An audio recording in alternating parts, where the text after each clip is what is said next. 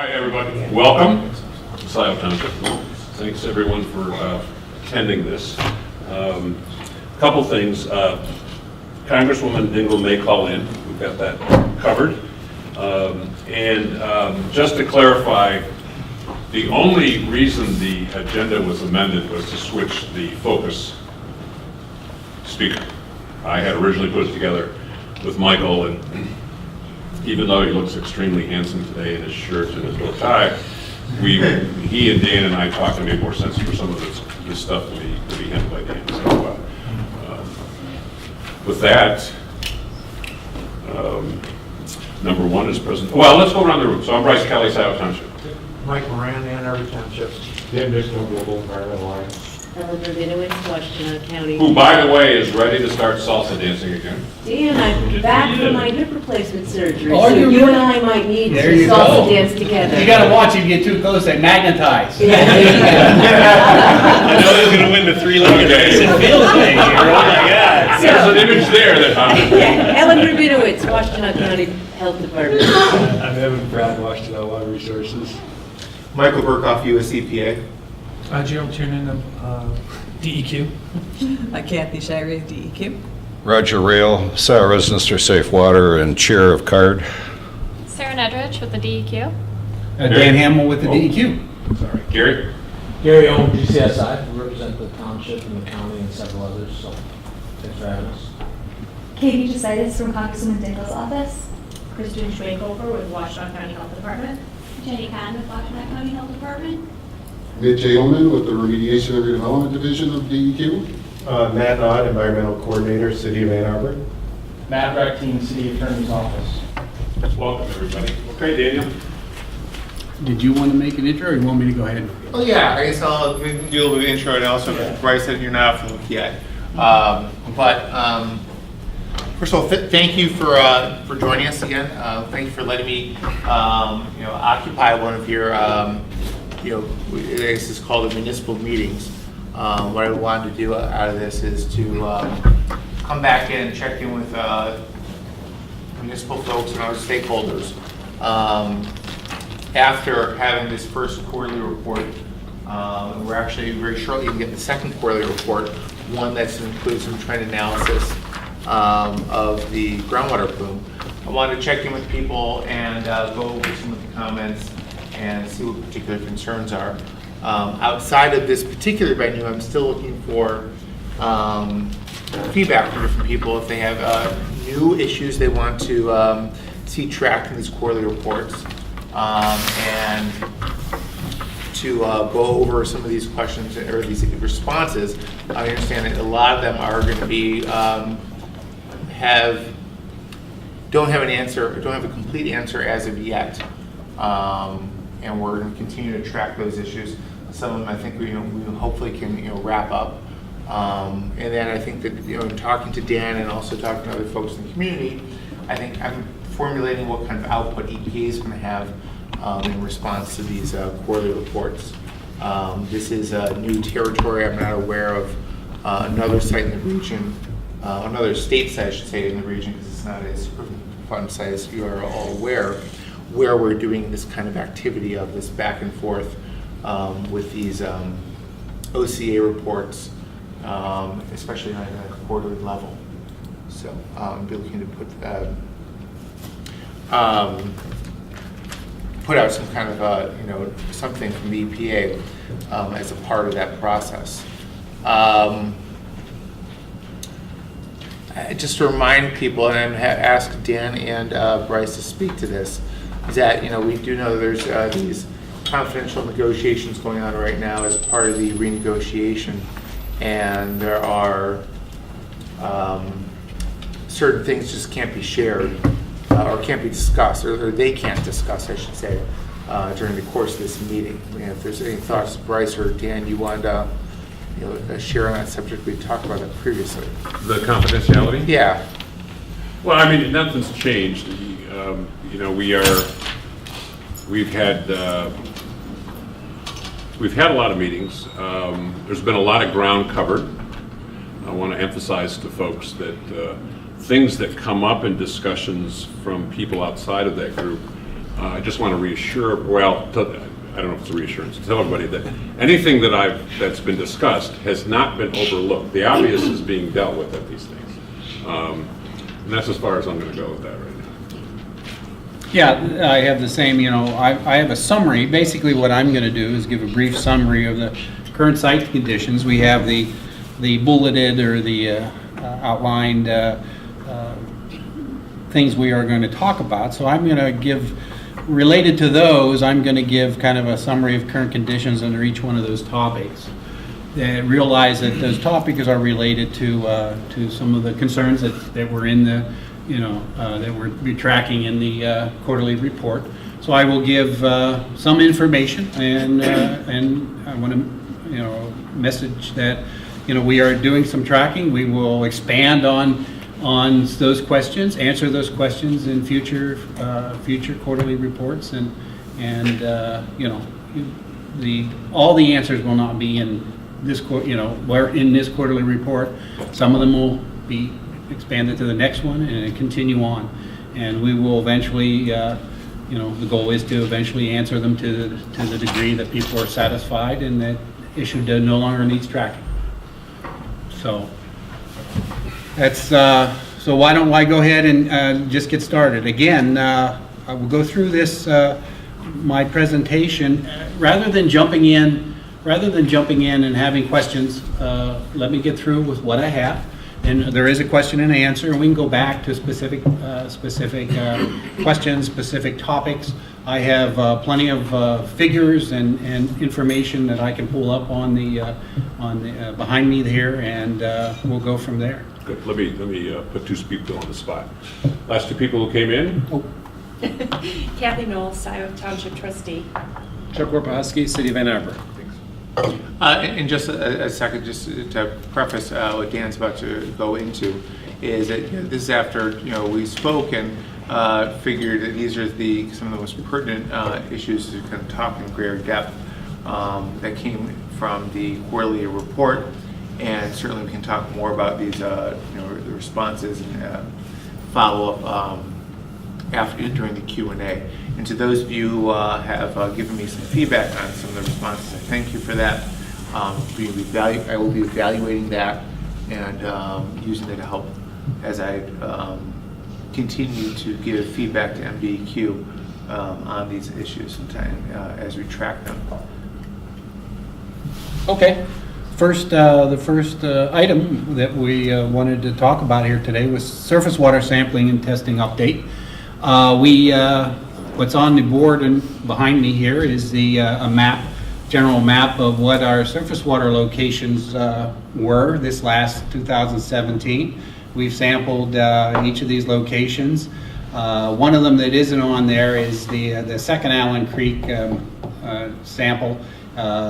It just didn't come up that we tested in the Allen Creek pipe in the park area, and that's in this location. But we've tested the outfall area, tributary right next to the outfall, Little Lake, going up the unnamed tributary at Park Road, unnamed tributary Jackson Road, Honey Creek at Dexter where it crosses. These are areas where we can get in easy, and especially me, since with the hips. So although I get plenty of help. And this is the HCHR position that Gelman samples every day up here. So we have split samples up there with them. We've done first sister lake, second sister lake, third sister lake is right here, the Smith Ponds. This is Allen Creek near Glendale. And then, like I said, this is this right in this area would be Allen Creek in the West Park area. Then these other locations, these black locations, are where we've taken some surface seep samples. We tested the pond in West Park and the creeks and surface water samples, the Hannah Nature Center. And then there was a West Park seep we did, one of the first ones. Then there are seeps in people's yards. And these are the locations that we currently have listed that we will continue to monitor. The plan is, as I've said, we've sampled that sampled in 2017 several times at several of these locations, some during pumping and discharge, some during when the system was down in December. The actual data and information is in the quarterly report. I mean, the numbers are there. If you'd like to, if anybody has a question on what, I can tell you what we found at what time in 17. But I'm planning on sampling these again in a seasonal, little different season in the toward the end of the summer, early fall, in a more dry time of the year than we were sampled last year in the November, October through December timeframe. So we're going to see if there's any differences in the summer. We will go back to the same location, and all these locations are in. The results are in the database, my database, the DEQ database that is on our webpage. So you can, that's updated with this information as we get it, just like it's updated with the monthly information that we get from monitoring from Gelman. But I don't have a date exactly when in the summer, end of summer will be done, but it will be done, before probably in the August timeframe, August, early September timeframe.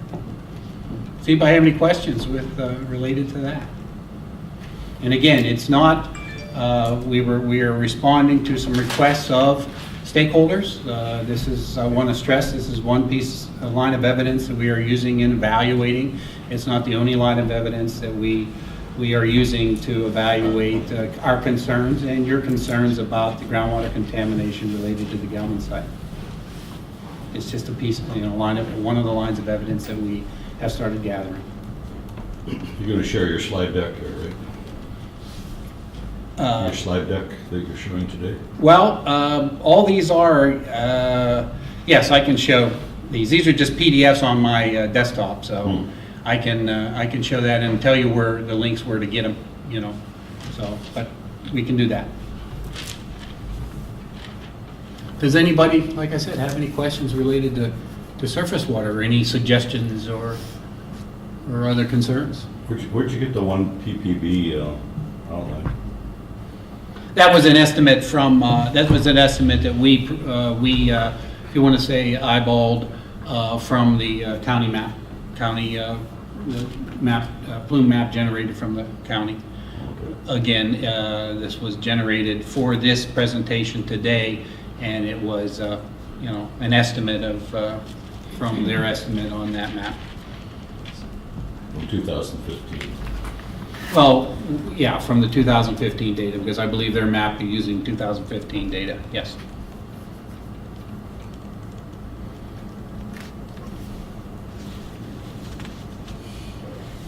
If no one has any questions, I will move on to what is listed as the deep and shallow dioxane plume migration. We have received and posted the latest Gelman quarterly report, which is the first quarter and the third quarter of the quarterly reports from Gelman. They also include expanded discussion and maps, ISO concentration maps, plume concentration maps, groundwater flow maps, and so we've started that evaluation, and an example, if you have not seen one of their maps, this is a ISO concentration or plume concentration map for what is identified as the E aquifer, the deeper aquifer. These are contours. Let me zoom in a little bit. One of the questions all along has been the interpretation. What they provide, what Gelman provides, is an interpretation of the 85, currently of the 85 concentration line. 85 being the value that we're using. The current CJ has it as the criteria for the Gelman site. It's identified in the CJ, as most people know that the Michigan has changed that value to from 85 to 7.2. That's in our environmental law, but because Gelman is under a court, being regulated with a support consent judgment, that number has not changed in the consent judgment. That's one of the reasons we are in the negotiations with the confidential negotiations with the interveners and with Gelman.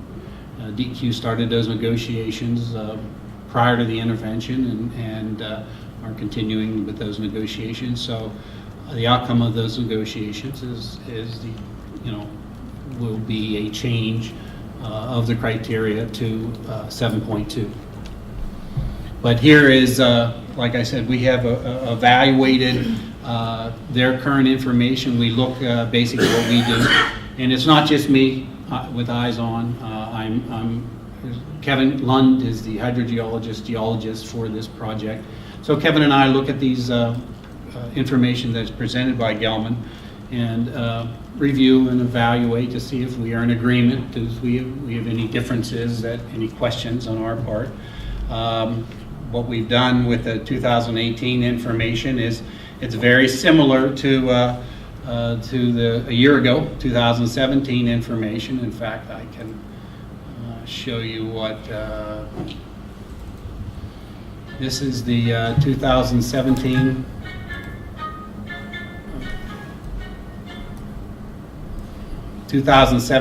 ISO concentration from that. These are all posted on the webpage, our webpage, the quarterly reports, so you can go in and look at the same information, same maps that we are evaluating.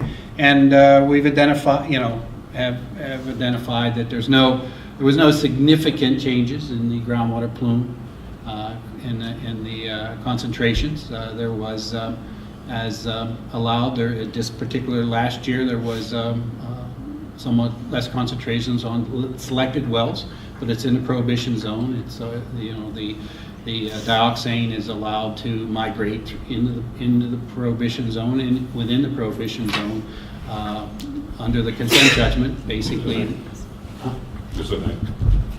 The objective from the consent judgment in the prohibition zone area is that there are several objectives. Currently, is that the contamination does not migrate outside that prohibition zone that's outlined in red at a concentration greater than 85. That would be, a non-compliance. They would be out of compliance with the consent judgment. Wait. Outside there of 85, right? Yeah, outside this. The expanded prohibition zone. Yes, the current it expanded. It was expanded at one time. The current expanded. That's an objective for the eastern area. So under the current extension. But what I'm saying that for is that's what we look for. That's what we're regulating to with that. So we're evaluating this information in here to make sure that we don't see unexpected or any surprises with a sudden increase in a certain location that would give us indication that it may be moving that way to add that we would be concerned it's going to go outside that prohibition zone of 80, the 85 will move outside the prohibition zone. Yeah, but sorry, I'll interject a second. So I want to ask you the question. I Sure. apologize to cut you off. What do you see as the general trend? We talked a little bit. I was actually at their offices this morning talking to Dan, Jerry, and also to Kevin, the geologist. You guys, you were talking about what do you see as a general trend going on with the plume itself in terms of the edge and what's going on more in the center. I'll split that into two, the eastern and western area. We're right here in the eastern area within the prohibition zone. The general trend is we're seeing, yes, there is some expansion within the prohibition zone, which is allowed under consent judgment. If you want to say the 1 ppb, that 1 ppb area, that is always let me go to another map here. Come on, please. This is the map that was generated by the county that we utilize a lot just because they've done a lot of work and a lot of information that we don't have available with us. So, we are noticing, the general trend is, there is, we can identify some expansion of the lower PPB going to the east. Again, under the current consent judgment, the concentrations are allowed to increase within the prohibition zone as long as they don't go outside above 85. Another objective, if people don't know, is there's an objective, a requirement of not to let line along Maple Road is to not allow anything greater than 2,800, a concentration of 2,800 in the groundwater go east of Maple Road. So we check those numbers, and there has not been, concentration greater than 2,800. But the lower end here, going to the east, we see some indication that you have, some 1 ppb movement to the east. What we have also, or Kevin and I have also identified in our evaluation, is we've also seen kind of a trend. Our opinion is a trend where this higher concentrations, plume identification, this purple and the orange or the tan, has kind of the trend has been that it is not expanding. It is really backtracking, somewhat. Again, that's what our interpretation is with the information provided, and with not only provided from their figures, but we also go back to the monthly analytical that we receive from Gelman, any of the split samples that we do to make sure we're in agreement with them. So that's another trend that I would say that we would identify, the DEQ would identify in the recent history over the last couple of years. And so those are the things that we're looking at when each of the months when we get the more detailed information. To the west, there is a different objective in the CJ. It's a non-expansion objective out in this area. I'm going to grab another figure. Excuse me here. Let me go back to one of the ones. All right. This is again the deep aquifer, area in the 85 out here. What you will notice on this map, the non-expansion objective in the current CJ relates to anything west of Wagner Road, and under the current consent judgment, there is compliance monitoring wells. If you look up here, the shaded areas, these shaded wells are what is identified in the monitoring plans as compliance monitoring wells. This is the Little Lake area, which also has some compliance monitoring wells. The non-expansion objective in the current CJ identifies that expansion is defined at if you have concentrations of contamination dioxane at those compliance monitoring wells greater than 85. So that is then defined as expansion, and then they would be out. Then they would be out of compliance with the CJ, and then additional activities have to be or must be done to once they are outside the once that happens. So we review these compliance monitoring wells, and have not, as far as to the west, have not identified anything. Let me get another figure that goes that way.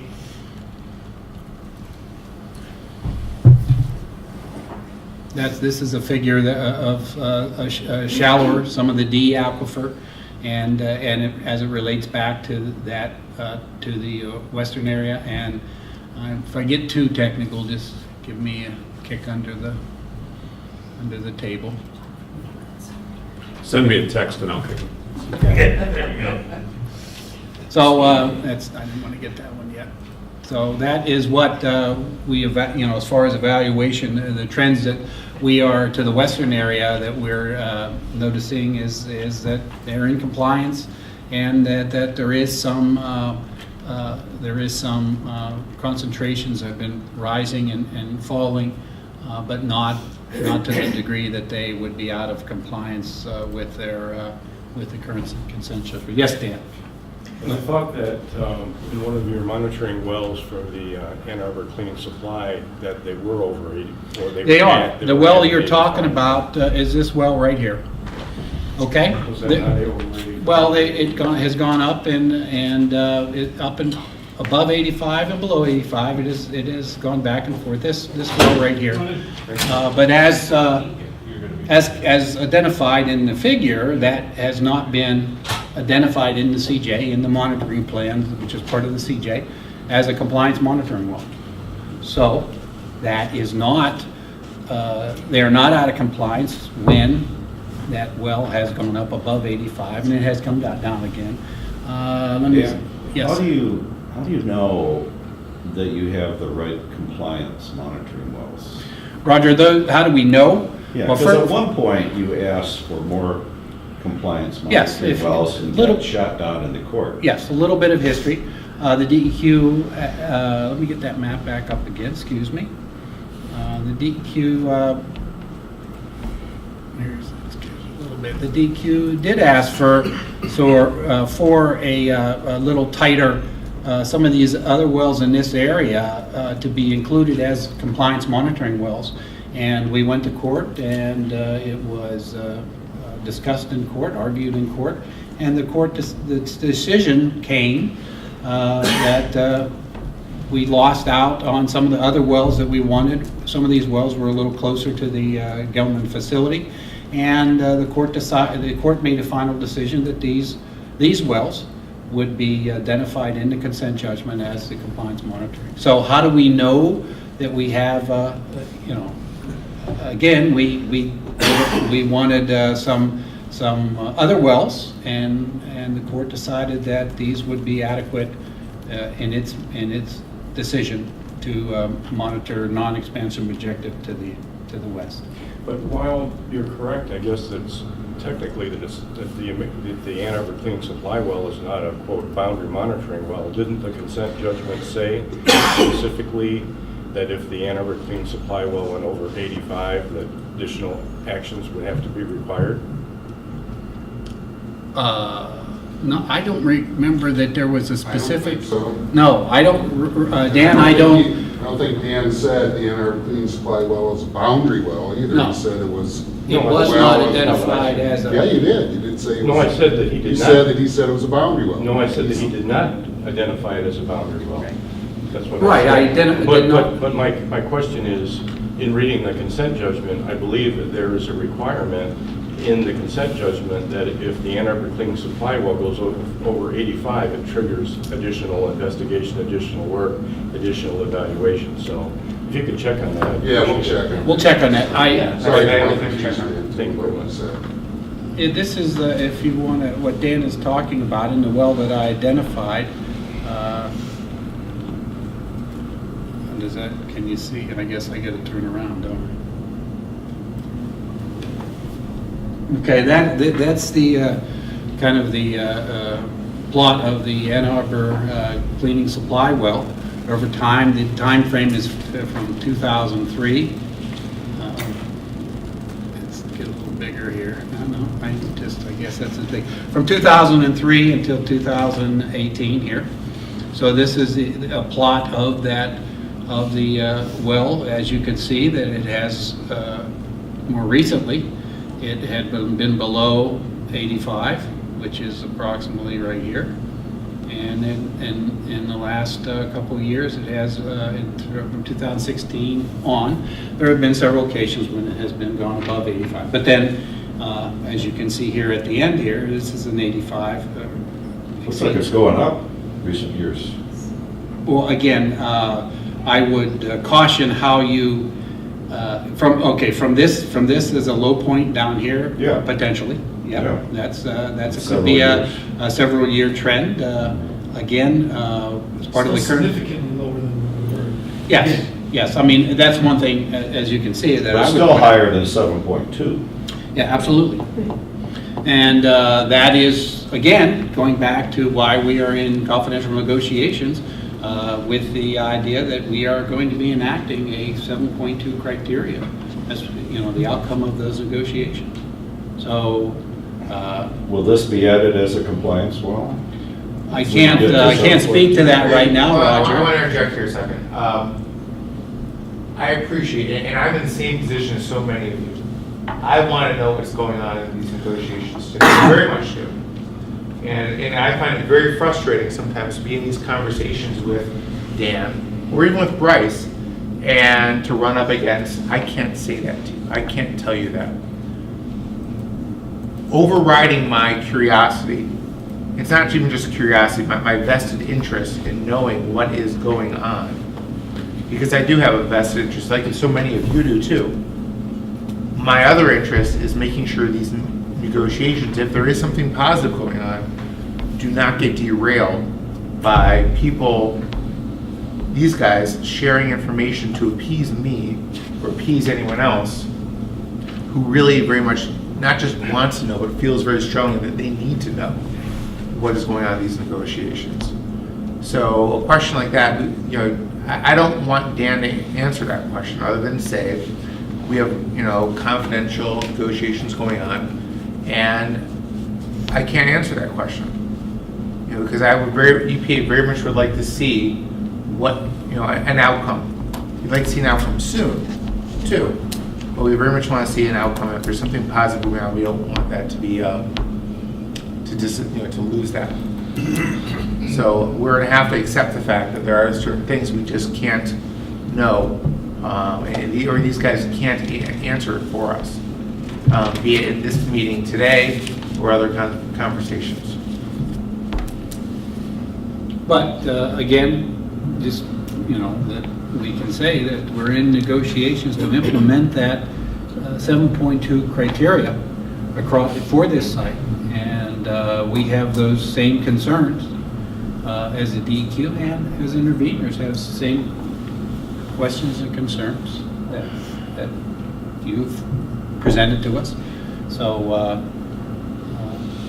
we believe, and that's the whole reason for the, you know, the negotiations. We will make sure that we get what we believe is needed on a monitoring network for the 7.2. Dan, what's the well number for that one? What was the well number? It's the Ann Arbor supply well. So there's no number? No, it's in my database as A2 supply. A2? A2. So if you punch or otherwise Ann Arbor AA, I got right? it. And I inherited a lot of the names that are in the web in our database. So it's just, that's how it's listed. So and again, it has the full. It may not have all of the data, but it has from what we were collecting. You know, from the Ann Arbor supply well, you know, is in there, so you can look at the actual data, concentration range, and the graphing is very useful and helpful to quickly look at what has occurred. It's about 100 feet away from the monitoring well MW53I, which is on the co-housing parcel, which has had 2017 had the high of 140 parts per billion. Right. And there's certainly a lot of documents on this. I don't remember if it was consent judgment, but I know there was correspondence back and forth specifically about the 85, and it's not going to be above the 85 longer than this time frame, and than it was around 2015 or something, but I don't really recall what was the basis of that correspondence, if it was a yes, there has been correspondence, informal conversation outside the quarter. And where you know, Gelman has made their evaluation and predictions that they didn't feel that it was going to go above the 85, you know, and it has. Yeah, but right. again, We did have hard correspondence on yeah, part of this. but again, what just realize that we are regulating this with an extra layer of regulations, not only Part 201, but really the primary is the court consent judgment. So as far as implementing or regulating that is the first step that we have to take. And again, these even though you may have a high number right here, these are the monitoring wells that are identified as compliance monitoring wells for that area. And so other than identifying that hey, you're getting high, and what are you doing about it? How, we have a concern to Gelman, the action that is required in the consent judgment, has not been triggered. Any additional action? I'm not sure that, again, I'm not sure. I'll check on that, Dan. I promise. I don't. My recollection of that consent judgment, I don't remember, but I didn't bring it with me. I didn't punch it up, and I can't get to it because I don't have internet here. So. What's the latest well that was added as a compliance well? It would be these here. There has, if you're thinking, Roger, of any of the new wells, yeah, the 2014 wells, is that what you're talking about? I'm just asking, what's the latest one? It would have been the PZ and the modification that added these wells. These are where the wells that were identified in that modification. So that was done when? So whatever that was. Whatever modification, that So would have been the second, probably the then? second modification of, yes. Any wells added since then are not Compliance, for example, and I was going to point this out as part of my discussion. These wells out here, MW 130, let's say 137, 136 through 141, 41 were added in 2014. We started to have some questions of Gelman, and they decided again to voluntarily implement or install these wells because of the questions we were asking of Gelman, which were driven by some of the questions we were getting from stakeholders. So these wells out here are kind of at the the western area edge of what is considered the plume. I think the 1 ppb. We're going to go back to the map here. 1 ppb plume is out. There's Honey Creek right here. So the 1 ppb is out there. So we had questions. So if you look here, we can stay on this map. If you look here, here's the new wells. Can you see, or should I blow it up a little bit? Oh, too much. Excuse me for not being quick on the draw. These are some of the new wells. There's a 136 right here, 137, 138 is right here, 139, 140 is right, where is it here? Where did I lose it? 140 is right here, and 141 is right here. Some of these new wells have positive detections. 138, right at this location, has I thought you were. People, yeah. Oh. No, but I will. I thought you were raising your hand. 138 at this location has detections of currently of APPB. I mean, that was one of the last sampling. So in relationship, just thinking in relationship to the 7.2 that we are going to enact as a criteria, there's going to be some additional, I would want to see additional work. It's not defined to the 7.2. There is the 141 here has positive detections down in this area. The 136, 140 are non-detect. The 137 is non-detect. And then we did have something that we mentioned in the CARD meeting a couple weeks ago, is we had our first positive detection right here at the 139. It was a 1 ppb, but it had been the first positive detection we had since installation in fall of 2014. So we jumped, we basically identified, okay, what I did was identify that as a well that I want to split sample with. I split sampled in October with, not October, in April, last month with them at that location. We wanted to confirm the first positive detection. I got the DEQ information back, and I just got also their April data, and I didn't look for this meeting, but the DEQ was a non-detect in April, where it was detected the quarter before. It was 1 ppb. So we'll keep our eye on that. Again, these are new wells, but these under the current consent judgment are not compliance Waddington wells under this judgment. So that we're in negotiations to see what, related to 7.2, how we're going to investigate and track that. Can you go back to the compliance well map for Yes. the western area? Mm-hmm. Scroll scroll down south of the third sister lake. Right here? Yeah. Let me blow it up a little bit, Roger. Is that, A little further south. just a second, let me get you. So is 125, MW 125 a compliance well? Okay, I gotta eyeball it first. That's in right here? Right. No, it's not identified as a compliance well. Yep, I'm gonna put you. That's, I didn't think it was, but I had to make sure that, I don't I'm want a little to. concerned about that. Can you follow up, can you speak a little bit more expansively on that? Well, they had trouble during the drilling of it. They had to move over because it hit a rock. So then they drilled some more, and they hit another boulder and broke the bit and stopped.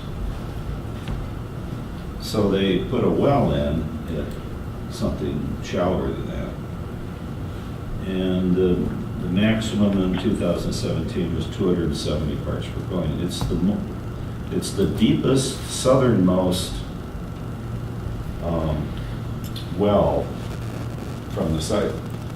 Yeah. With that concentration. And if you go across Liberty Road, there's dozens of wells that don't have access to city water. So I think So there's the no point compliance well at that elevation in that direction. I don't know, what is 127, the depth? 125. Well, I know, but there 127's to the west. Okay, so in that general direction. It's not even where you can see the plume. It's kind of a pointy plume. Okay. And it would miss 127 too. So I think the point you're trying to make, Roger, is that we have a well out there, that there's not a well outside of that well. There's not a sampling location outside of it. And there's high concentrations in that well, and what there is outside of it are some residential wells. The residential wells are in a location, here's Liberty Avenue right here. So you have potential, some residential wells on the south side of Liberty. Yeah. It's also heading towards. I'm sorry, I'm just going to take a moment to get myself oriented. I apologize for being late. I tried to call in, but apparently the number was switched, so my apologies for that as well. How far do you think it is from the lakes to Liberty? I walked that. I'm going to say it's Well, I could third of a mile. From the third sister lake to Liberty. I can get a Not scale. even that. Where the well is you're referencing, is that 127 with the two? It's green about things? 900 feet. Yeah. This is 125 right here. Yeah. It's got a ways to go, but we don't know how far the 200 and some parts per billion has gotten. Right. And I know those Liberty Road residents are already concerned. Now, is there sampling of their wells? I mean, obviously, the ideal situation is not to be, relying upon just their own wells for the data points. But do we have sampling of those wells? Do we know what they're being potentially exposed to? The south of Liberty? No, we have not sampled residential wells south of Liberty. There's thought to be a groundwater divide. I also want to point out that some of the other evaluations is not only just the contaminant locations, but we also take a look at the hydraulics, the groundwater flow direction. The map that I have just put up there, does identify, and we have again confirmed their evaluation, their interpretation. We have confirmed that they're not, we don't have a totally different interpretation of that. The groundwater flow, as depicted on this map, for those of you that don't know about the flow map, is groundwater flow would be perpendicular to these lines. Generally. So, generally. This number here is the elevation, groundwater elevation is 884, this is 882, 880, 878. My point being that it's higher elevation, so it's here, and lower elevation here. So in this aquifer, the E aquifer, which is the deepest aquifer that is identified out there, groundwater flow is in at least, in general, in this direction, toward the north. Now, as you can see here, because they didn't go as deep, this line this is the best estimate. They didn't want to estimate past this direction, but in a general evaluation, we wouldn't expect, with the data here, we wouldn't expect suddenly a significant groundwater flow change. That there, the vector is some direction away from Liberty. So how did As you a get current- to 125? Well, this is a groundwater flow, but it Yeah, doesn't. but how did it get to 125? Dioxane goes with groundwater. Yeah, I mean, to Roger's point is, Yes. Gelman's way over there, and we've got dioxane that's moved in the opposite direction of the groundwater flow, so. You're right, you're right. And we don't know but where the edge is I think the key point. Okay, but I would also point out that this map is at current time during when Gelman is pumping wells, on their property, on their, as part of the response activity on here, that, is affecting and could affect the groundwater flow. So what I'm saying is currently, it got to 125 undoubtedly when there was a release and there was a component of groundwater flow in that direction.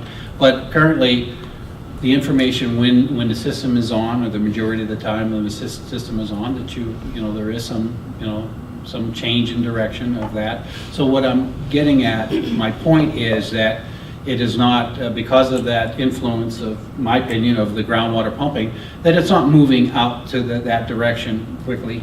That it is the majority of the flow. The system is doing what Gelman wants it to do, what the CJ wants it to do, to not let it expand out past in that direction. Now, you can always ask always say, hey, another well, another, more information to make decisions, the better off.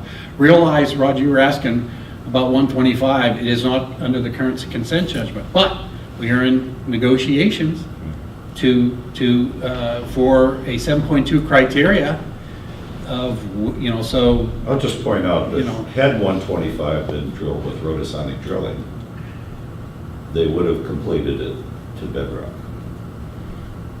Possibly. Dan, No, would it be it goes possible? right through stone like that. Would it be possible maybe to sample some of the Liberty Road residential wells? It is a possibility. I can discuss that with the county. We kind of make those decisions together, on where we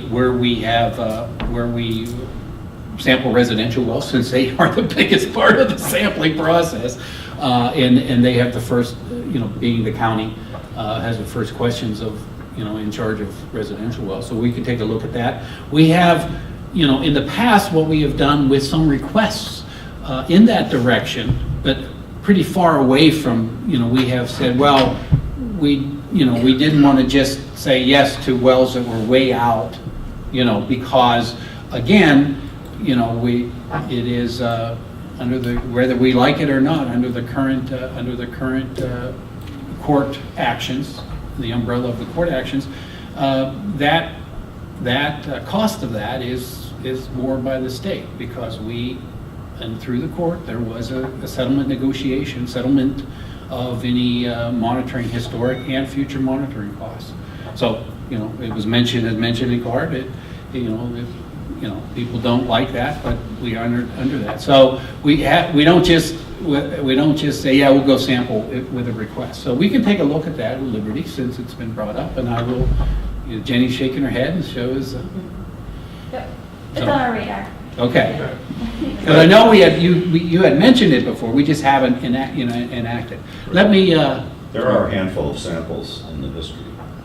Yeah. So on that point, though, I'm in contact with a couple of those folks, actually many of those folks, once or twice a year. They do voluntary sampling on their own wells. And we actually do have a water project that'll come from Liberty and Wagner and run down past the Smith Farm.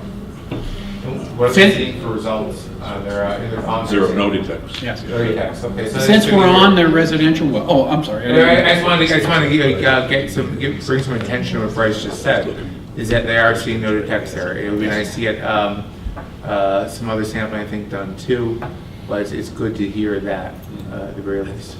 just since we're on that, and I was going to discuss it a little bit, but what I presented is, and Jenny, thank you for generating this map because she has access to the data and information. This is, how big is it for you guys? Okay, you can see it.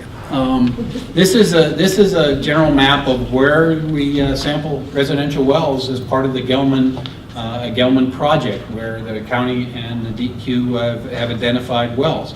These shaded areas are different locations and different of where we sample wells. These up here is the Rose Drive area. This is the Elizabeth Road, the green right here, and this is on the other side, the Dexter Road, right? Yes. Okay. Please, I don't know all the roads. I sometimes get. This is the Lakeview right here, where we have done some sampling. Again, this in the heart here, some of this green is where we have been sampling yearly. Historically, a lot of samples been taken here.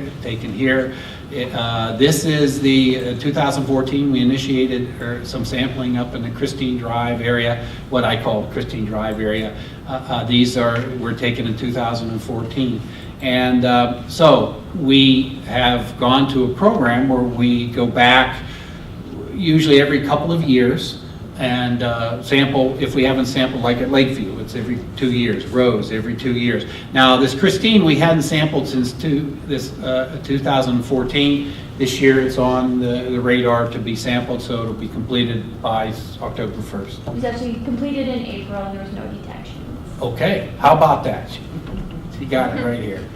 I wish I had that info so I could have said it, but she really does most of the work on this. So I just wanted to point out, Liberty then would be down here. So we currently don't have any wells, that have done down there as part of our shared program. Again, you get stuff that people self sample and send in themselves, and they don't report to us. Okay, so sometimes you get the info, sometimes you don't. So if for your constituents, I would love to recommend to you is if you get some questions and people are going to go ahead and sample their wells, give it to the county, give the info to the county, who will share it out to the DEQ. That's just more lines of evidence for us if there is a problem. Is there indicating of a problem? So that's what I would love to hear. I'm going to interject here. We are going to talk about a bit more about more specific content of the quarterly reports shortly. Yeah. One of the purposes of the quarterly report was to try and centralize these kinds of conversations about these kinds of issues. So this is something that will be going into future quarterly reports, so that we can have some kind of a central, so people can go to it and take a look at it. What was the issue raised? What's the response, or what's the answer to it? I know that a lot of you have also put in effort on trying to help make communication on this site more effective.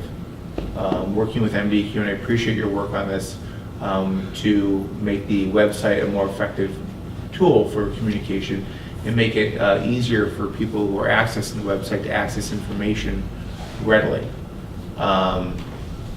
So, EPA's attempt in that kind of helping communication effort is, in fact, these quarterly reports trying to get these concerns, which have been in the community for quite a while, get them into these reports, and then get them answered to the best of everyone's ability.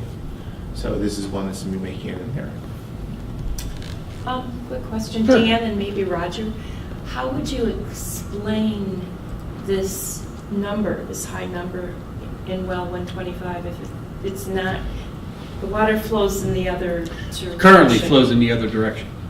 Historically? Yeah, just how once would it the was- two of you explain that, just out of curiosity? Well, my interpretation and evaluation, and I'm going to caveat that it's, I'm not a hydrogeologist, my background, but my interpretation, and also discussion with our geologist, that at some point, when the release was occurring at Gelman site, there was a groundwater flow in that direction from where the release was.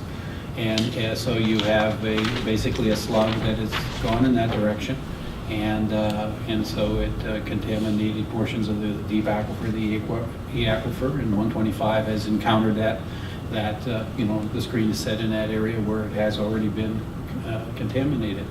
Currently, the information related to, my opinion is related to some of the pumping that they're doing there is that it is not significantly moving significantly in that direction anymore. It is because of that pumping and lowering the head area lowering the groundwater level back toward the Gelman site, that, there is some, what they wanted to happen is happening, and there is some containment of the movement in that direction.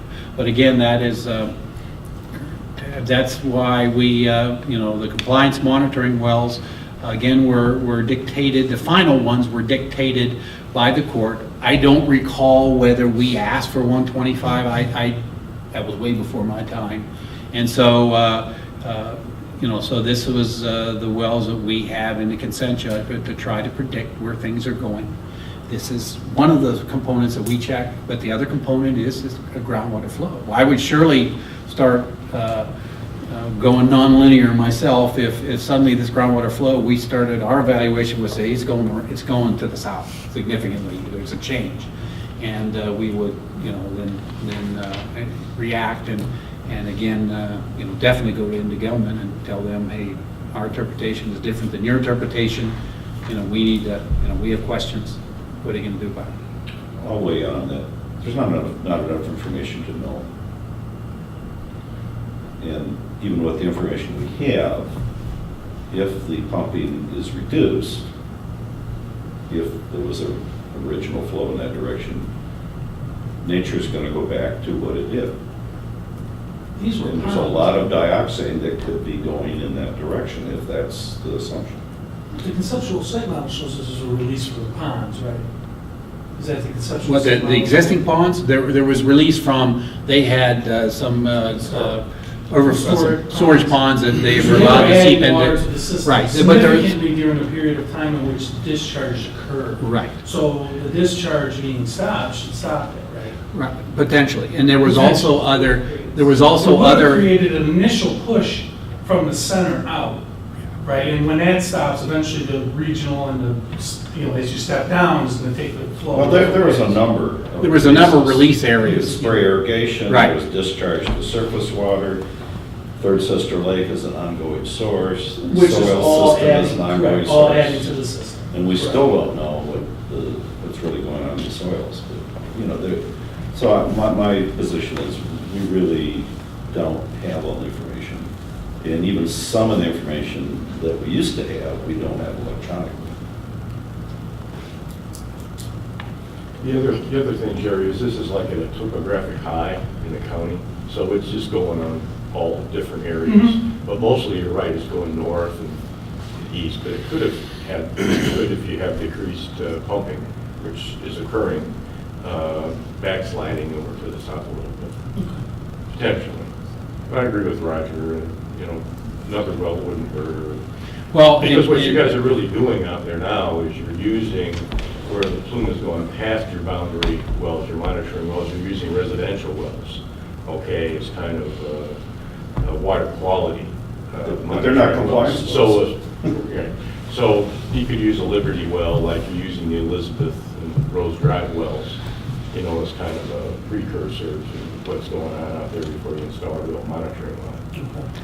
and I would state again that we are in confidential negotiations to implement a 7.2 criteria, and that will include additional investigation, and so what currently is under the current CJ is, undoubtedly going to change.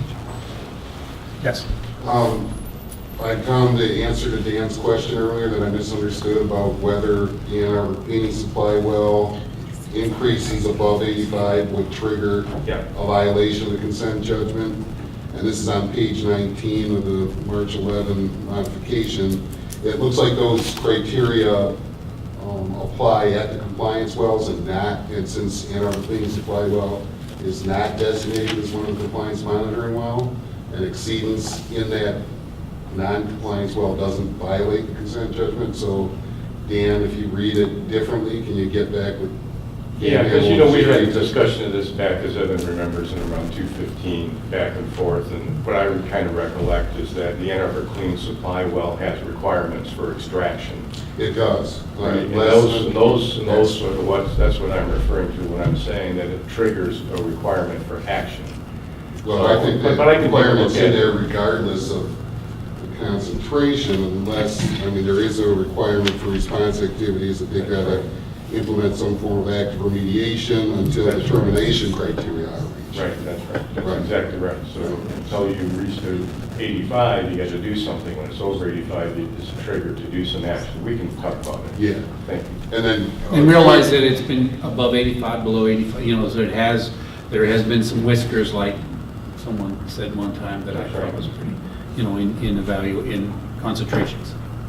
And then just a brief, quick clarification, I think when Dan referred to the negotiations and the objective, I think what he meant to say is if we're successful in the negotiations, we hope, the DEQ's hope is that we end up with a mutually agreeable outcome wherein the company will agree to remediate the contamination based on the new number.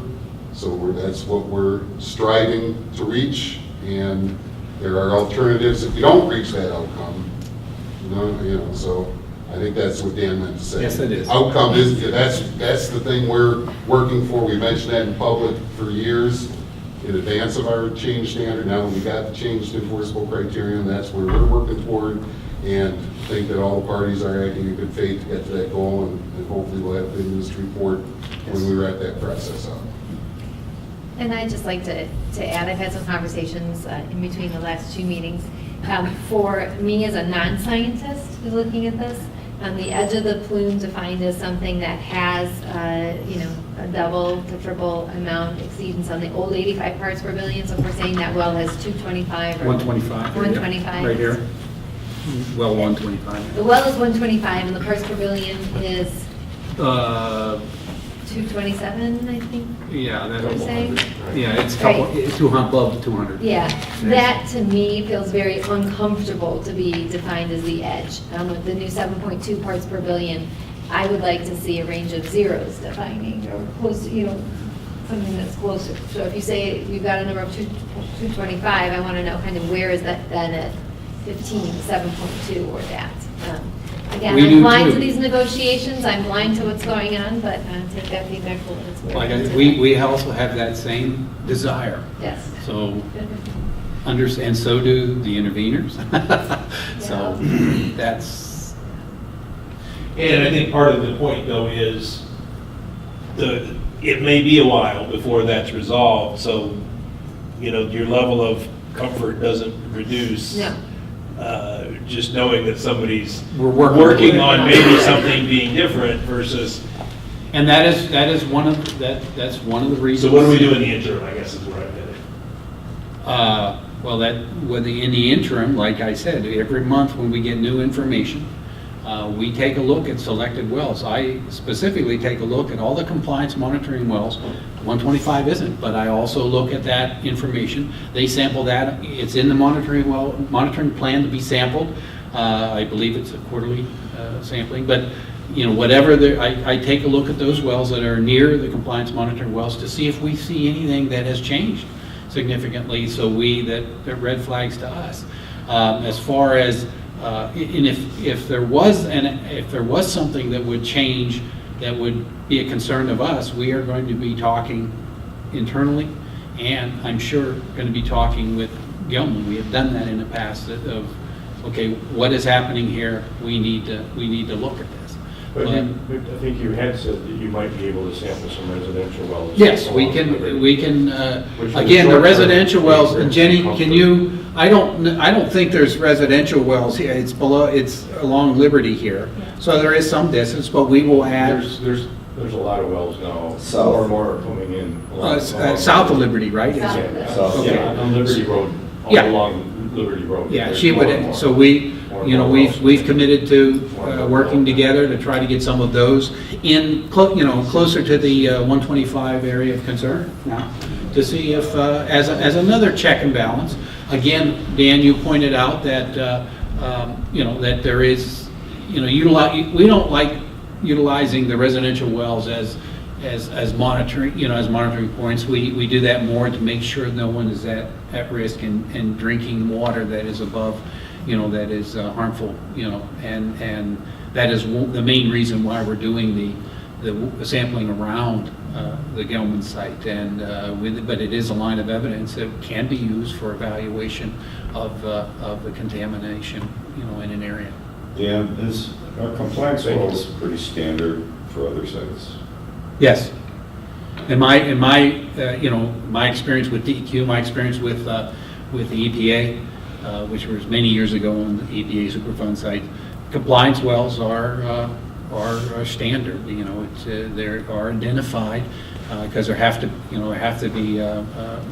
be identified in relationship to, if there is a negotiation either through the federal program or through a state program of how do you you've negotiated something, this is how you check it. I mean, obviously, the use of monitoring wells varies site to site depending on the specifics of the site. But, certainly the use of, either performance monitoring wells for some landfills, comparing those data generated against compliance standards, potentially triggering action in the future is certainly, readily happens happens often at Superfund sites. For groundwater plume, I imagine having compliance points like that at a variety of Superfund sites is fairly standard. I have just one quick question. So the wells that are being installed south of Liberty, we're knowing about them, right? Though they're all permitted drinking water wells, or people are just installing their own? No, well, there's development, and when they have the development, since there's not a water line out there, they're putting in their own wells, like Nye Funeral Homes and a number of other locations and commercial areas are going in out there. But they're all permitted. But they're all permitted. That's As we correct. know. As far as we know. Yeah, you could have I a just- well in the middle of the night, the water is out. I came out of Wayne County, so there you my go. well stuff is a little limited in the last 6 years or so. But again, that's our evaluation that is, we just completed or still completing related to the information we just received on the first quarterly report. Again, that expanded information is also then given to us in the third quarter report. So I will have these same wells, same map type information. The interim reports on the second and fourth quarter are more doesn't have the detail. It's just more of information. How much water they pump, that type of information of what's going on the project. That's a silly question. Well, it's We're a silly question. going with an answer. I almost said absolutely. You can ask. So, if this well has 185 and it has 185 for 10 years, does that mean that it's not moving because this is saying consistent, or if it moved over here, would this one go from 185 to 250 before it moved, or 185 to 150 because some of it's moved over here? It's Does maybe. the consistency of this measure tell me anything about movement It can. or lack of It consistency? can, and it could also not. It needs other pieces of It needs information other to pieces go of I with guess it. that was going to be my next statement, is that even So though with this. that 125, even if it's been consistent forever, it doesn't necessarily mean it's not moving. That was Correct. my In the question. end, what we're really saying is that regardless of these being compliance wells or not, we always look at all the data that we get when we get new data submission and see if that changes our conceptual site model of what's going on. So if we get an outlier, we look at the surrounding area of wells and see how they're being affected. Because a change in one well is really tough, but if you see that change in one well and then you look and you see it in more wells and you see it in more, then you start to go. I think we had this discussion in the last CARD meeting, kind of how we would progress towards this is becoming an issue. Oh no, it is an issue. And how would we deal with that moving forward? Again, yeah, we say things like, because I can't enforce necessarily because it's not a compliance well, doesn't mean that we're not looking at it. I look at it. And being a potential issue that needs to be addressed moving forward. And again, I haven't been here for more than, since January, but I think that we've seen in history where we have engaged Gelman in those type of situations outside of consent judgment or outside of the court and asked them, and they have in past, in some cases, voluntarily taken on that additional information gathering to help appease us to answer questions that we have been getting. Jerry, you mentioned conceptual site model. Yes. Can you elaborate on what that is? Okay, in a quick, because I don't want to hijack the whole meeting, and I could go on for hours with conceptual site model. Conceptual site model is, the idea, the picture, the story of what's happened. So, and at this date, this manufacturing operation began existence. They did these operations. These operations contaminated groundwater in this way. As we gain more evidence or more information, we go to where it's gone, and it leads all the way from deposition, fate, and transport to ultimate remediation or risk reduction. As each, when I get one sample, I got a conceptual site model. So before I even take a sample, I got a conceptual site model. It's really an industry thing. I realized this was an industrial site, so I'm going to take some samples, right? It's high likelihood there was contamination. I take those samples. As soon as I get those samples back, I've got enough to start my conceptual site model. Each piece of information is gathered from that point needs to be put back in a conceptual site model to see if it changes the outcome again. And as you keep rolling through, you keep going. And we had this discussion this morning about the way our reporting goes. In a lot of cases, it's hard to track that from beginning to end. And that's why it's hard for the public to pick out reports and tell the whole story. But that's what the conceptual site model is that whole story. So when you say that, people have the idea that that's a computer model. This is not necessarily computer models, or I guess I don't want to say models. What form does it exist in? It can exist in any possible form. And this is definitely something that's hard to get over and understand. Usually it's a combination of the written word and of the figures, right? Both. If you try to use only figures, I've done conceptual site models out of 132 figures trying to explain a conceptual site model. So it's like, and a lot of it is based on who you are and how you learn. People that learn more visually tend to understand conceptual site models that are more map-based. People that are more into wanting to read defined language tend to find that reading the conceptual site model gives them a better understanding of the situation. We tend to try to hope we get a meld of both so I get a good written explanation and a good. Now here, conceptual site models on a corner gas station, not difficult per se. This is way different. This area you're talking about multiple conceptual site models because you have multiple things going on. You had different ways it was released, different places it is now, different things that are happening in each one, and that's why it's complicated. This is not an easy story to tell.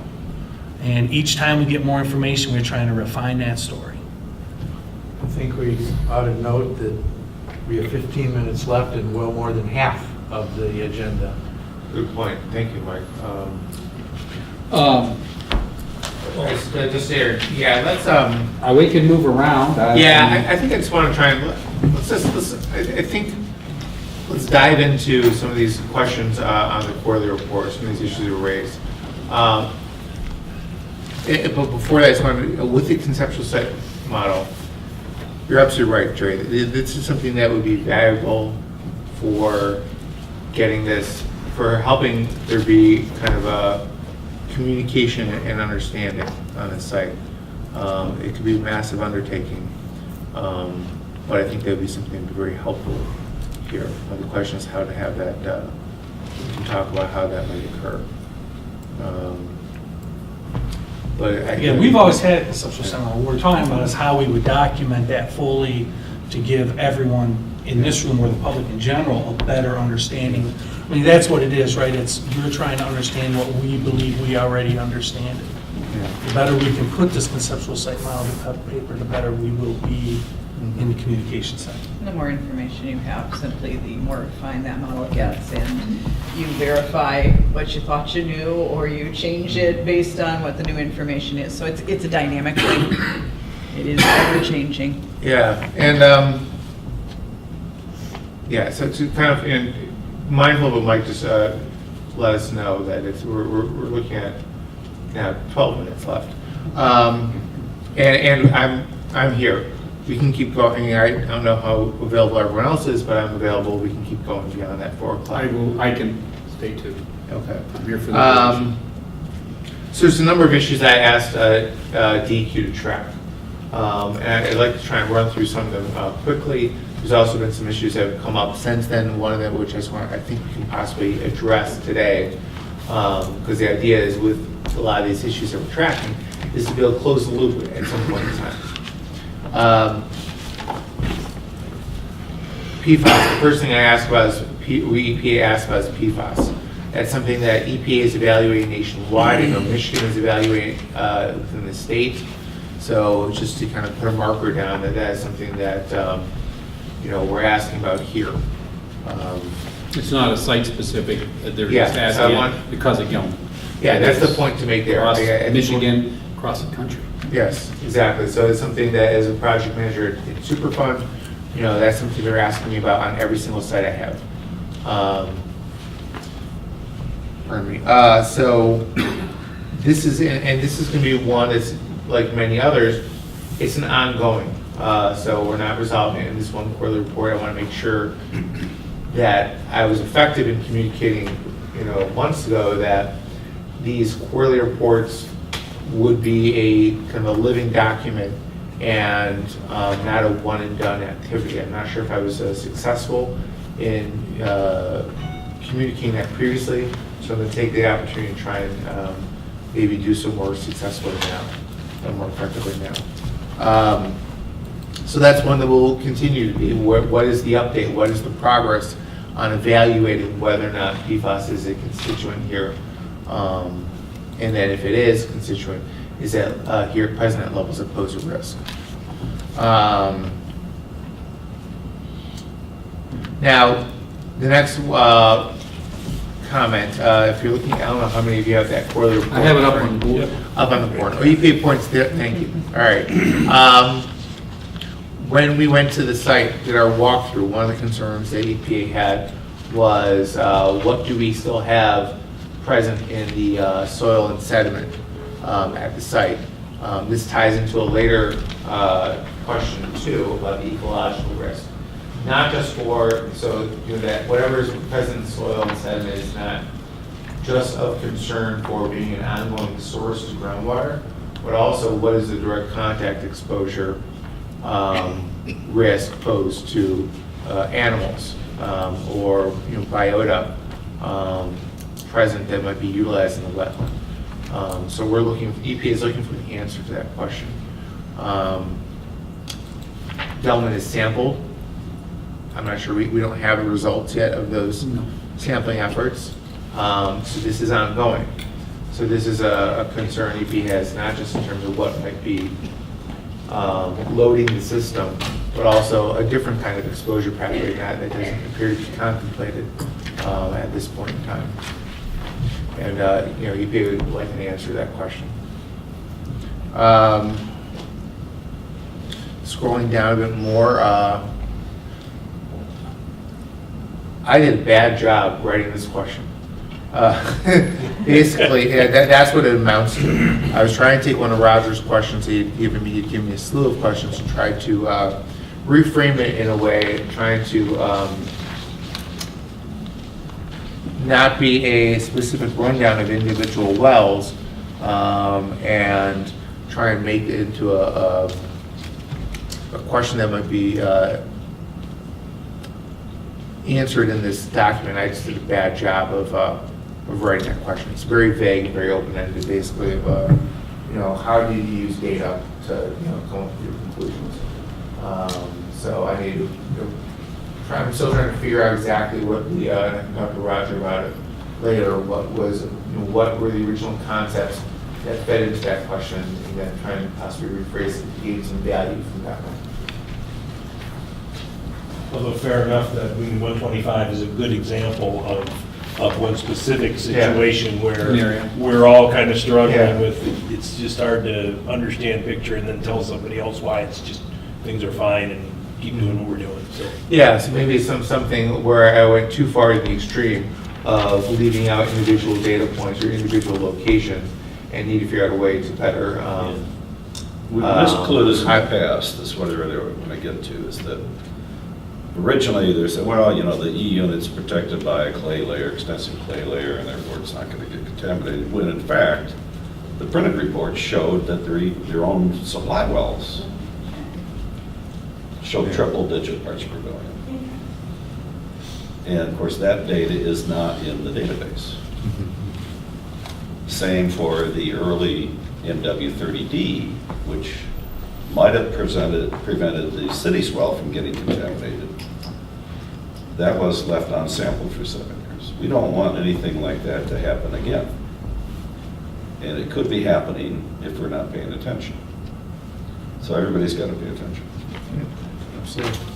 I was going to say, I see your point, though, Michael, if you get too zeroed in on, well, right now, this is the one where we'd like to get better characterization, but if you don't leave it open to, you know, really every quarter, you're looking for, is there another one that we should be delving a little deeper in?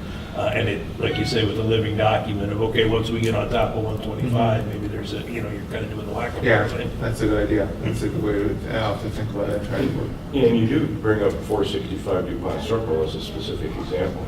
Yeah. Here's the Yeah, next so, question. you know, I've been very generous with giving me credit for trying to accomplish something with that question, though yeah, I'll have to take a look at that and see what I was trying to really go for, and maybe it is what you were saying of, you know, trying to, you know, highlight individual wells, and how did you come up with the understanding of, you know, this well may raise red flags to someone, and then how do we then go through the understanding of like how groundwater is flowing, or where 1,4-dioxane is going in that area. There must be a better way of asking that question. So the next topic is the well, we do talk about 465 DuPont, and you know, my understanding is there's a couple kind of parts to the answer to this question. One is that you know, Dan, what you bring up in looking at this area, I hope I'm not mixing up different areas, is that there are some topographic features that would lead people that raise it, that need to be evaluated to see whether or not how they might influence flow in that area. Yeah, that's the way I kind of interpreted your question, is, you know, what's happening at 465 DuPont. And that's why I looked at those various different things, the plots and topography, to kind of say, well, it appears to be moving to the northwest towards Rose Drive.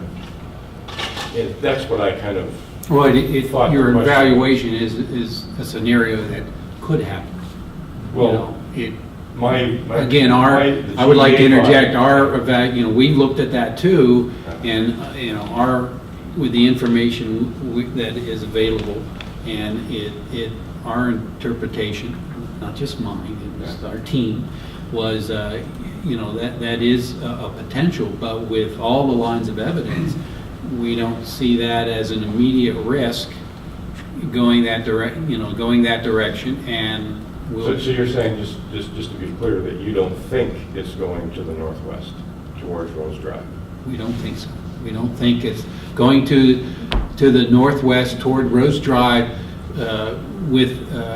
as an immediate risk, meaning above the current criteria of 85. We will reevaluate when we get additional information, which we will want related to a 7.2 criteria.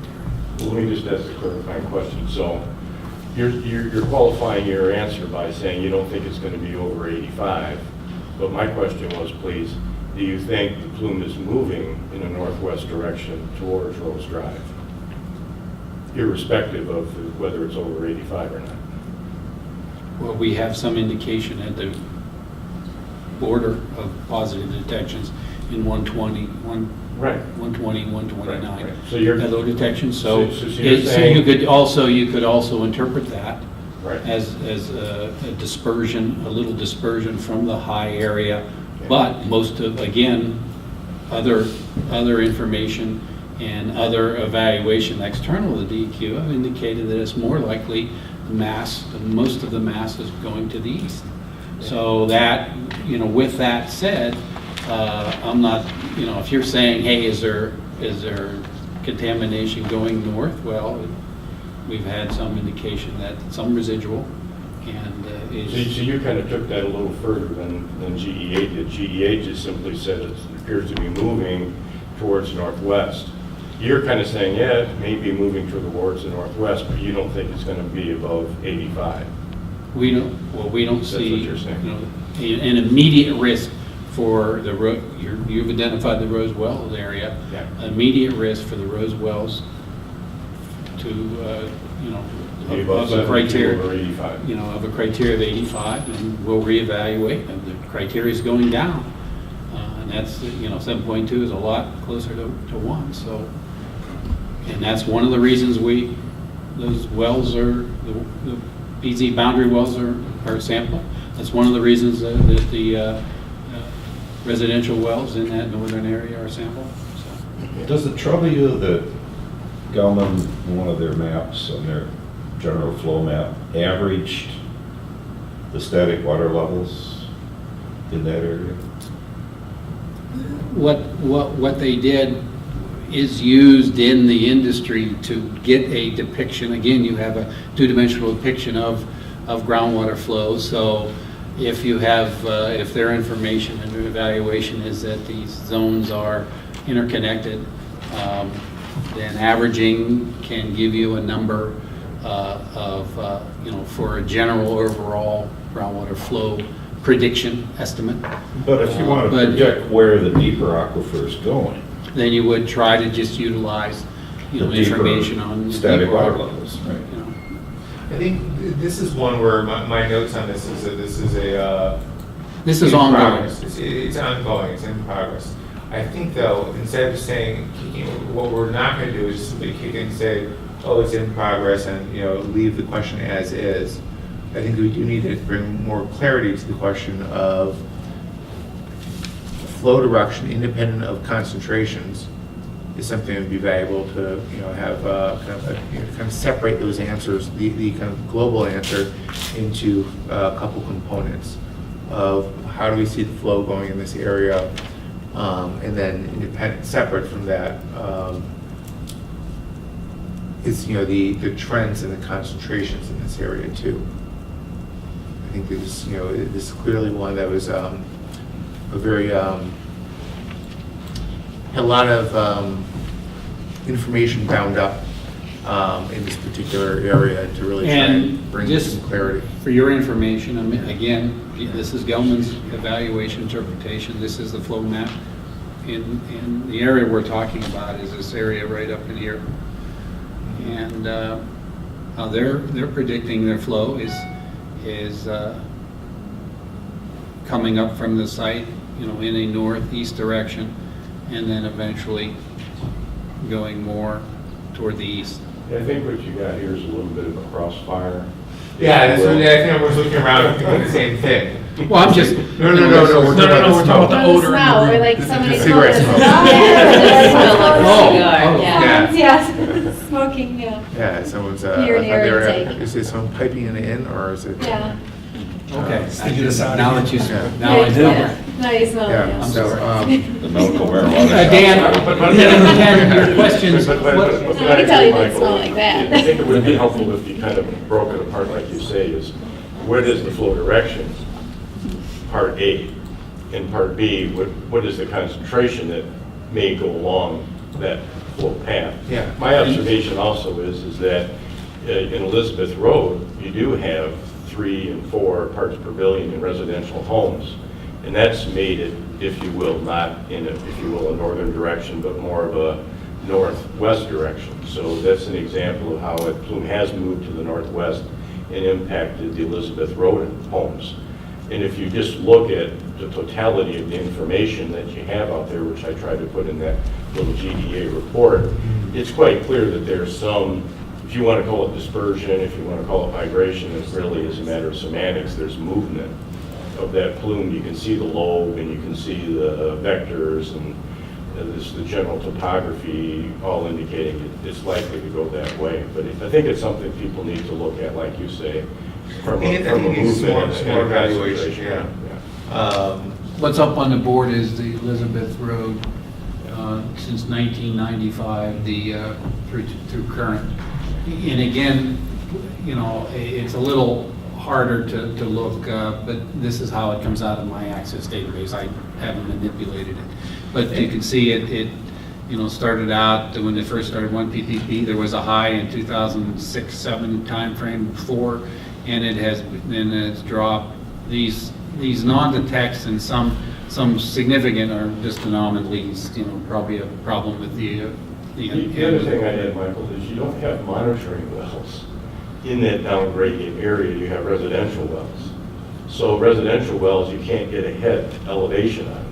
If you had more monitoring wells down gradient, if you could pull the figure back up again, from 133 and 129, then you would be able to plot an additional head evaluation and do your triangle and see which way it's going.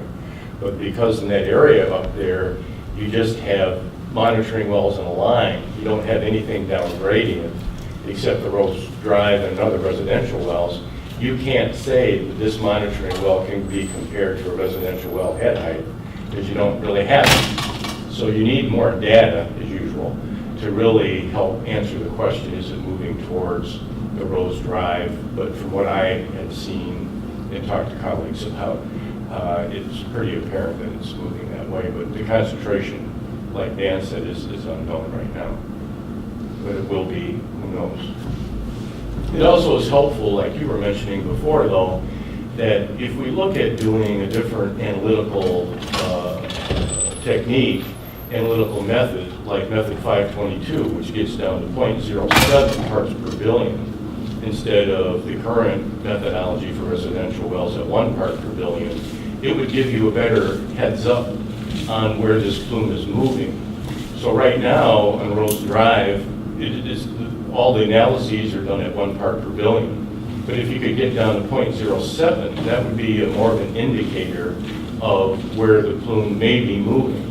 But we're not doing that. We've asked many times, different people and groups have asked many times that method 522 be done to get a better trend, to get a better understanding of where this plume is moving. And that would be something that could be done at virtually no extra cost. The state lab does this work. They have the equipment, I believe. They just have to get certified for method 522, and they could get us, instead of looking at 1 part per billion, they could get us down to 0.07 part per billion, and that would be, again, a better lead indicator of where we might have trouble. Because what's happening right now, you've got Elizabeth Road with people at 3 and 4 parts per billion. What are you going to do? You're going to wait until it hits 7.2? Then what are you going to do with those people in their homes? Are you going to then extend the water line out there? How long is that going to take? You need, as Donna talked about, lead times to be able to make decisions on how to protect the residents. Right now, you just have us monitoring on Elizabeth Road the concentrations. If it goes up to 7.2, what does that mean? Right now, you're half at it, right? Because you got like 3 and 4. So you're halfway there. Another action that I tried to capture, that Donna captured last time, which is, what's the strategy here to help people? If their well becomes more contaminated than it is now on Elizabeth Road, what are you going to do?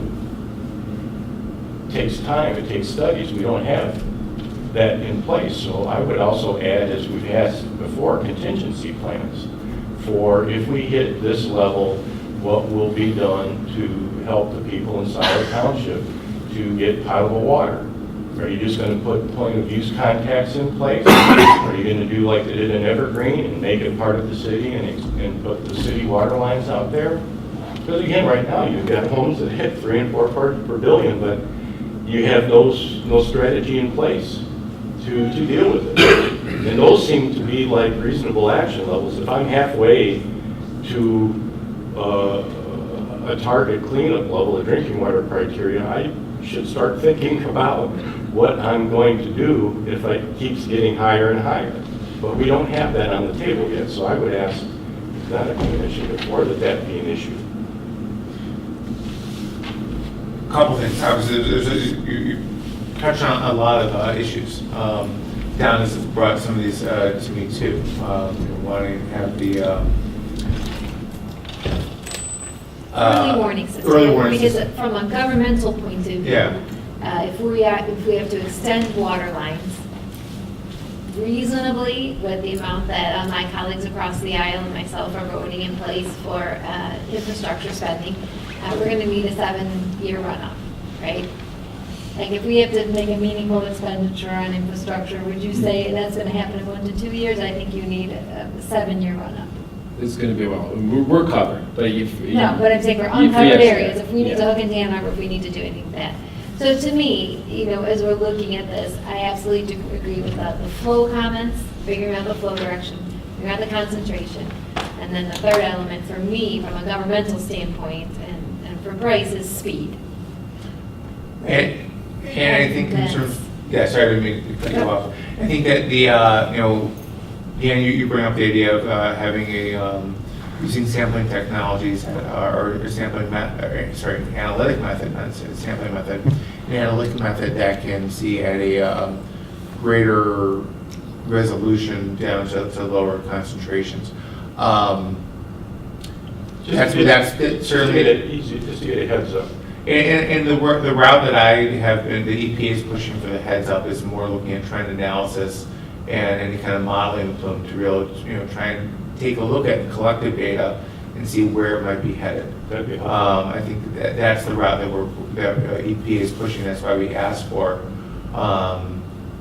this trend, these kind of analyses, which will be coming out in the upcoming quarterly report, and we'll see if in fact they can give us what we need as far as the ability to have this kind of predictive value of what we should be expecting to see down the road in the next few years.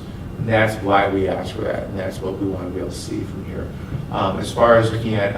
So can I ask a clarifying question on Yeah. that, Michael? Because Yeah. Dan Hamel threw up a graph of one of the residential wells Yeah. on Elizabeth, that you said that started in 1995, Dan, was that it? Yep. So that's 23-ish years of monitoring. Is that the type of trend analysis that you're interested in, or something? I think it's valuable to have certainly these trends for individual wells, but also to be able to see some kind of larger picture too, just to be able to try and have an idea as to what in fact what's the behavior of the plume as a whole. Certainly that gives us. It's the same thing as how someone looking at individual data, one individual well. And that goes to what Jerry was saying too, that we're looking, Jerry and Dan, and saying we're looking at all of these. So one of the takeaways I hope everyone would take from this, I don't think this type of trend is unique to only this well on Elizabeth. Yeah. So the good news out of the bad news is there's low levels of detection in residential wells, 1,4-dioxane on Elizabeth. That's bad news. The good news is we, in partnership with the county, have been looking at those wells over at least 23 years, and we're concerned and share the community's concerns about the need to be able to timely react when and if concentrations greater approach or exceed the threshold of 7.2. So we share those concerns, and leaving aside the negotiations that are going on that we've repeated before, we can't talk about it, the fact that you see a relatively stable trend, you don't see an upward trend in residential wells, plural, along Elizabeth, gives us a little bit of I don't want to say comfort, I don't want to say safety, but some assurance that the course we're on to continually work with the county and measure these residential wells in such that we can react if we see an upward trend, hopefully gives the community, municipalities and agencies and others some level of assurance that we're paying attention to this and are focused on being able to react if and when we need to. And then I don't want to leave the analytic methods behind. then when you couple that with the acknowledgement that there is an ongoing negotiation looking at compliance for a much lower number, and how that would affect the area as far as the monitoring capability, and therefore those new monitoring wells, where everyone having the expectation that we will see a suite of new monitoring wells, that they would more effectively look at the behavior of the groundwater and the concentrations in that area. I mean, if you can delineate down to 0.07 instead of 1, it just gives you more time to react. And along Elizabeth Road, there are additional homes that continue to be found to contain dioxane. So it is, you do have additional homes. But for me, it's like Donna is saying, if you're trying to plan, why not now establish a contingency plan? Okay, if this does go up to 7.2, what are we going to do? Are we going to extend out the municipal line? If so, where will it be? How much will it cost? It's kind of dumbfounding to me that we don't have that. Do you guys, Dan, can you speak to this concept of a contingency plan? In the current consent judgment, there are triggers, if you want to say, for lack of a better word, on monitoring wells that require Gelman to start down the path of contingency, identify contingency plan, identify that planning of, and that starts with additional sampling, confirmatory sampling and stuff. So there, in the current consent judgment, there is some contingency. Is it detailed? No. It said that it is, there'll be contingency. There'll be evaluation of what needed. Now, that's not a good answer for what, as a local municipality, how you deal with that. Just to throw in a little bit of humor, I mean, the plume, is moving slow, but the legislature is slow. Okay. and so it's still moving faster than we can move. And as I've said with some other issues that have come up, understand that we have those same concerns. Sorry to interject. I think this particular topic of contingency is one of these areas where maybe we are running up against, my feeling is, we are kind of most uncomfortably running up against that reality that there's a enforcement confidential negotiation going on. But let me speak to that, Mike. Wait, hold on a second. Let me finish my thought about that. There is an enforcement confidential, and what we are actively critiquing a monitoring network that reflects compliance for 85, and MDEQ has already entered into renegotiations of that consent judgment for the exact purpose of changing that network to reflect the 7.2. Yeah. What we're doing, though, in this conversation is we are hoping to feed that renegotiation so that what comes out of it reflects, something, maybe not just changing that number that they're trying to monitor for, but also maybe a change in strategy too, in that area. It's just trying to go ahead. I will say, I'm blind to the negotiations, I'm blind to what's going on, so you are simply hearing the perspective of a local elected official who is listening to her community. If I was to prepare for a negotiation, which, as you know, is very common in the area, I would like to know what I would want to put on the table. Am I going to want to put on the table to negotiate a extension of the Ann Arbor City water supply system to Scio Township? Am I going to put on the table a point of use contact for each house? I would want to have in my pocket the objective of outcome of the negotiation. But just as has happened in the past with the City of Ann Arbor, the City of Ann Arbor has asked for a contingency plan for Barton Pond for more than 10 years, and they haven't been able to obtain it. And it would seem like one could easily put together a contingency plan for Barton Pond and put activated carbon on if this should happen, because I know Matt's done some work on that. And for this area, fine, can we extend out the Ann Arbor city water supply line? Is there enough volume of water coming in to actually supply these people? It's a basic, 101 question.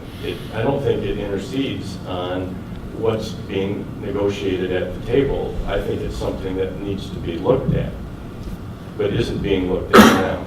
And that's what Donna, I think, is saying too. If you're going to look at it, let's look at it because we've got a plan. How can you not have some conceptual idea?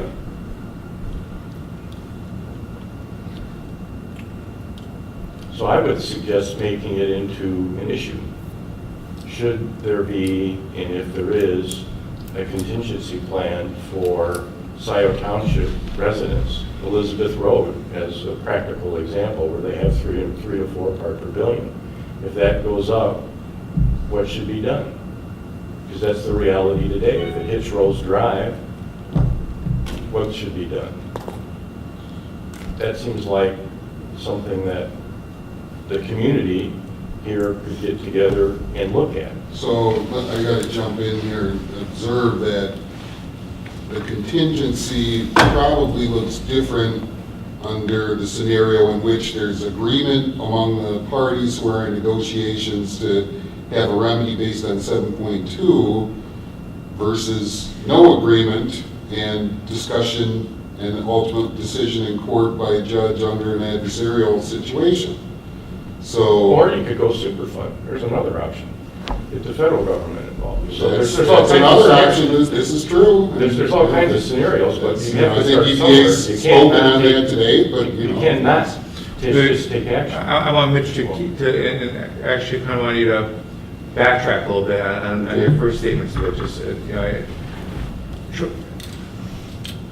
to kind of describe it in more kind of plain terms, the 2 scenarios you talked about first. So one scenario, if the parties are successful in achieving a mutually agreeable modification to the legally enforceable agreement, if there were a contingency plan in such a mutually agreeable legally enforceable agreement, that's one way there could be a contingency plan. I'm obviously walking a tightrope here because I don't want to violate the non-disclosure agreement. If we are not successful in reaching a mutually agreeable modification to the legally enforceable agreement, we're going to be fighting in court because the DEQ is on record, and I'll tell you right here today that if we don't reach a mutually agreeable modification to the consent judgment, we're going to go to court to seek to have a court order or get Gelman to agree to a remedy based on the 7.2. We understand what the community's concerns are and share them with respect to the need to timely provide people water that complies with the drinking water standards. And that's what we're funding the county to monitor wells, and absent either a decision on modifying, mutually agreeable modification or going to court to fight about it, we can commit to, if the monitoring that the county shows, or does for us, shows an exceedance of the criteria, we will either provide alternate water or ask Gelman, well, we'll ask Gelman to voluntarily provide bottled water.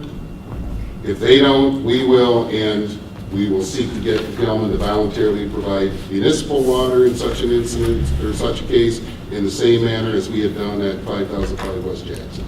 So we're monitoring. The state is going to use the 7.2 as our target and enforceable criteria because that's what's allowed under law. My point, I think I was just trying to back up what you were saying, Michael, that we're buttoned up against the confidential negotiations. We definitely share the desire to assure that people are drinking water in compliance with criteria, and we're committed to making that happen. That's why we're funding the monitoring, and I don't know if I can say anything else beyond that. And there's I keep turning my back, 'cause I just wanted to add, Yeah, you know, I see the point, and I agree with you on some of the things you said. I disagree with you on some of the other ones. Certainly, yeah. If you're going into negotiations, you should know what your different points are. But for that very reason, I don't want MDEQ to be sharing to be violating their agreement by saying that. That said, what I am hearing though is, I'm hearing Donna saying that this is something that is reflective of community concerns. The purpose of this effort here is to track community concerns. So yeah, I think that this is something that should be going into this tracking document, because otherwise, if it isn't, then this document isn't fulfilling its purpose. So that's something that we'll be tracking. So I think that what I want to do though is follow, because we are now 25 minutes past what we our time. I'm probably going to be tracking back with people to make sure I'm capturing what their concerns are specifically, and not trying to rush through that in this time period. While we're talking about trends, there are some wells that are going up, clearly. There are some wells that are going down, clearly. It'd be nice to have an analysis of those. Then there are some wells that are going up and down and back up and back down. What's going on with those wells? That would be a good thing to evaluate, because either they're on the edge of a contamination that's moving and could give indication of where more monitoring is needed at different elevations times. But it's something, when you see variations like that, that dioxine's coming from someplace and it's going someplace. And that's the thing we often don't talk about is, okay, so it's 200 and some parts per billion and 125. What if it's moving? Where's that dioxin going? But what about the dioxin that's moving through 465 DuPont? Where's that AP now? That's what the analysis Conceptual is done. model doesn't show that. Yeah. Is the analysis that it's moving, or is it statistical, within statistical ranges that you're just expecting it because of variation in sampling? Bring up MW5D.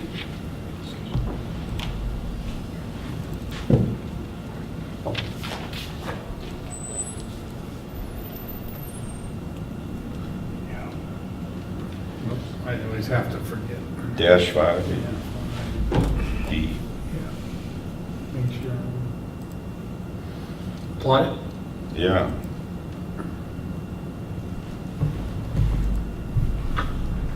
It was 102,000 parts per billion in 2012. It's been bouncing around That's on 19 to 5D is 1900. within, describe it. Yeah, it's right in the core area. Yeah, right in the property.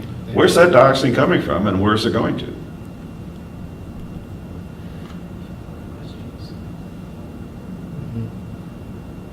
Well, it's going someplace, just like it did, could have caused the contamination in the first place. In the most simplified way, maybe, yes. It does, it could be moving just around right in that one generic area too. It doesn't mean it's necessarily flowing. The point is that Here it we is really right don't here. know. We really don't have enough data to That's know. Gelman's. I don't have Right the there. second Yeah, we don't have knowledge in my enough. brain to make that determination. I mean, we're talking about orders and orders of magnitude of what the cleanup standard was back in 1995. June 4th, 95, or June 7th. We don't know how much dioxane Too much is of a left. historian. We don't know how much dioxane is left in the various parts of the site. And I've asked for this before, to have the company do a mass calculation every year, which is certainly feasible and easy enough to do with their existing data. And then you can see where in the cleanup they're doing a good job and where maybe you need some more investigation. Where they might be missing a certain elevation layer that's, There's a couple of things I want to try and at least close the loop a little bit on. One being, for this analytic method. I understand what you're trying to say as far as its value, its potential value in trying to see where things are going, trying to detect things, well below. I think that even still with this, a method that is detects at 1, we're still well below 7, and as it, obviously currently right now it's 85. It's I don't want to spend too much time on that statement because, that's only reflective of the fact that it's in the consent judgment, not that it's because our number now is 7.2. But 1, using a method that's viable, that can detect at 1 is a very viable way of monitoring for 7.2, and still lets you see what's out front. Yeah, I wasn't suggesting, that point. I wasn't suggesting doing method 522 on all of the monitoring wells. I was saying for some of the monitoring wells that are on the periphery, and in particular though for the residential wells along Rose Drive and Elizabeth, I think the people would like to know if they are being impacted by dioxane, and if so, then they can take action themselves. Right now, at 0.07, it's many factors, at least tenfold, right? More refined than 1. So there's a couple things that helps you in your trend analysis, but it helps bring comfort to the people that, right, we know we're not being impacted. Because some people, if they know that they have 3 or 1, they're not going to wait until it hits 7. They're going to want to get protection. And similarly, people who might be drinking 0.07 parts per billion dioxane would say that's not acceptable to them. They want to do something about it. But because we don't generate that data, they don't and aren't able to make that decision. So all I'm saying is that it does a couple of things. It helps you with your trend analysis, gets out ahead of it, as well as it helps people make decisions on how they want to protect themselves. It's a solid phase. I mean, even at 1, though, if they want to protect themselves, they still can. Right, but all I'm saying, Jerry, is that if a person wants to protect themselves at 1, well, they want to protect themselves at 0.07. My thought is, the majority of the people that want to protect themselves at 1 are going to not want to have 0.07 dioxane either. They don't want it. Okay, they don't want it. And so. What if you're in the house next door to somebody with 3? Do you want to know if it's 0.5? So that's how it would help. And again, it's at no additional cost. It's the same. That's not my understanding. No, you're wrong there. The DEQ lab doesn't have the capability right now to do 522. So they'll be. They have the equipment, but they don't have the certification. They have the equipment, but they don't have the certification. Yeah, the setup is, and it won't be just an easy turnover. So as far as no additional cost, there's a significant cost to the state to get that certification process. She didn't support the method. But if you were to go out on the street and do a cost, it's virtually the same cost for 1 part per billion versus the 0.07 part per billion to go to an independent lab. Well, the state needs to do is it needs to get certification. It takes like 6-8 months probably for the state to get certified to do it. So it's not a big cost issue. And remember, cost is not supposed to be a factor. You don't have to make a decision today, but those are the pros and cons of it. Cost is not supposed to be a factor in terms of selecting a remedy, Roger, but as far as, looking for analytical methods, I think, when we are looking at a suite of information. I'm just saying what the Paul Vice President said, cost is not a factor. He told us that in a meeting. Well, I wasn't there for that conversation. That's right. But Kathy, it is the preferred method of USEPA to do 522 on residential. No, I realize. You know that, right? Yes, I do. Yeah. So, I mean, it's not like we're asking something that's not being done in most states and is the preferred drinking water analytical method for dioxane. Yeah, We're just saying, hey, why not jump to where we can and should be? If we were Massachusetts or someplace where they have 0.35, you'd have to use 5.2. Now, the other one I was trying to close the loop on was also about construction worker exposure.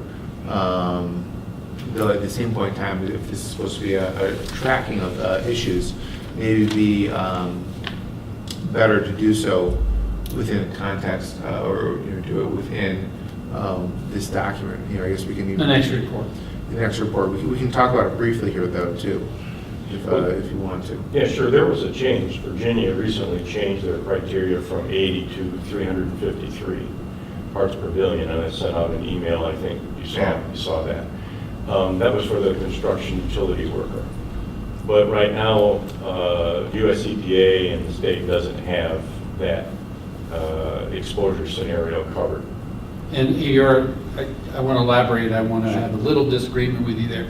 Yes, Virginia has their risk model that they do, I don't know the acronym, and it is 353 for 1 in 1 million cancer risk.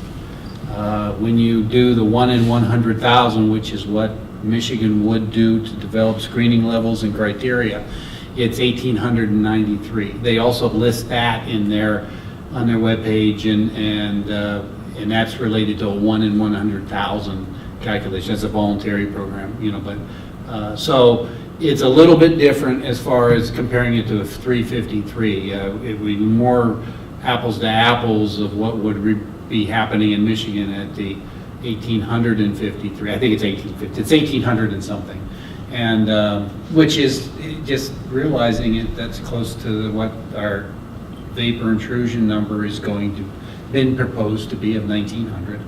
So yeah, you are correct. We don't have specific scenarios, a construction worker scenario at this point, but it is a big difference for us going from 353 to 1,800 as a screening number to relate to what you would do additional work. So, and the other fine point is that the DEQ in their proposal doesn't look at all the exposure factors, all the exposure pathways. Dermal, inhalation, inadvertent ingestion they all aren't looked at, whereas the Virginia DEQ does. Look at all of the exposure factors. So. Well, under the proposed criteria, the listing, the tape, the mostly you guys generic look at skin contact, I believe. I think in your proposal for your criteria that you're looking at, you just generally look at skin contact. You don't look at inhalation, I believe, or inadvertent ingestion. That's not. It's not on the tape. So probably site specific. Yeah. That's not one for dioxane. That's across the board. Right. Yeah. So we will be tracking that. Again, just real quickly as we come to the end, I'm hoping to get, my goal is to get the next quarterly report out in June, before the end of June, because I'm going to the beach. And so to do that, it will have follow the same format under the current one with what has been happening, like I said, in the first quarter, how much pumped into that same information with the wells that were sampled, monitoring wells and also then the residential wells. But we will continue to track the same issues, list those same issues, and if we can add additional information, we will. We may say it's continued. And we will add the new ones that are in discussion that he will. And then also I want to, in the trend analysis, I want to point out is what I will be doing is presenting graphs. Those just like the graphs that I presented here on the concentration versus time. That's my initial for the June plan. That's the initial. What we'll do is monitoring wells, residential wells, key wells, if you want to say. DEQ will pick those as a presentation of the trend. Now, I fully expect that maybe in the future, as we get questions on the trends, that we may have to expand that into a more technical discussion, potentially. of a statistical analysis or whatever, but at least I can present visually what we think need to be presented as far as what's current conditions and trend of existing contamination. And, I'd ask for everyone's patience because Dan and I, with these documents, are forging new ground. One of the things that would be better with these documents were that there wouldn't be as much of a lag in between the document. Dan, I started off, first step was EPA sending a letter to DEQ asking for these particular issues to be tracked. Dan came out with a report, tracked, starting that process. It would have been better had EPA's feedback on those responses happened earlier in that quarter, such that it would be easier for Dan to bring in feedback from that for those topics that are going to continue to be tracked, to have that reflect the evolution of those questions. I haven't given Dan very much time then, right now, to have those questions evolve and have them give meaningful new answers to those questions. That's my responsibility, to get Dan those questions, have him update them, to follow up on those things sooner. I just ask for your patience as we're It's a work in progress. That's my goal is moving forward. There to be better communication, with the rest of the stakeholders on our reading of DEQ's answers, and also a faster sharing of follow-up questions, such that it's a faster, a more rapidly evolving conversation, and therefore more meaningful conversation being held in public view. So that's one thing I'm striving for, to make sure that happens as we move forward. One of my goals over this next year and a half or so is to get all of the information flows and history into one entity, whether that's the DEQ, the EPA, the library, the county. Maybe it's going to be split up, but there's so many parties involved in this, so many players, and they all have contributions to make. They all have some information that relates to this. And if we're going to take care of this over the life of the cleanup, 200 or 300 years perhaps, we have to be thinking about capturing and storing and sharing and indexing that data in a useful way that all stakeholders can make the best decisions. So that's going to be one of my goals over the next year and a half, maybe even quicker if we can get everybody on board.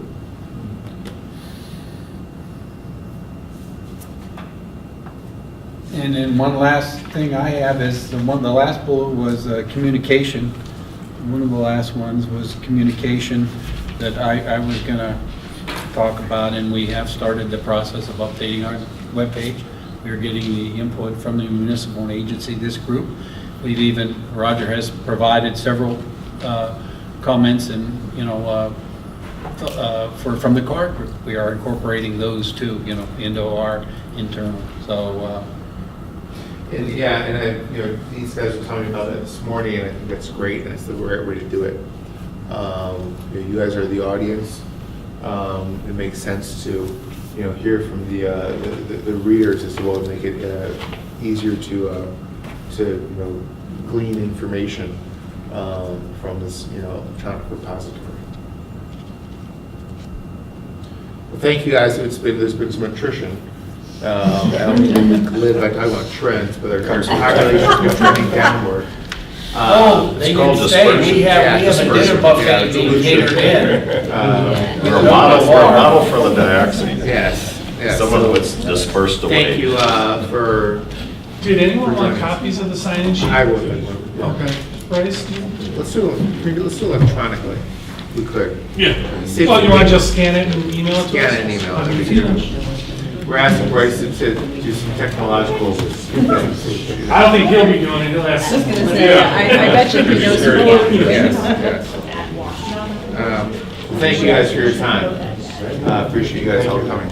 So are you heading back to Chicago like immediately? No, I'm not. I'm actually headed up tomorrow morning, head north to Metamora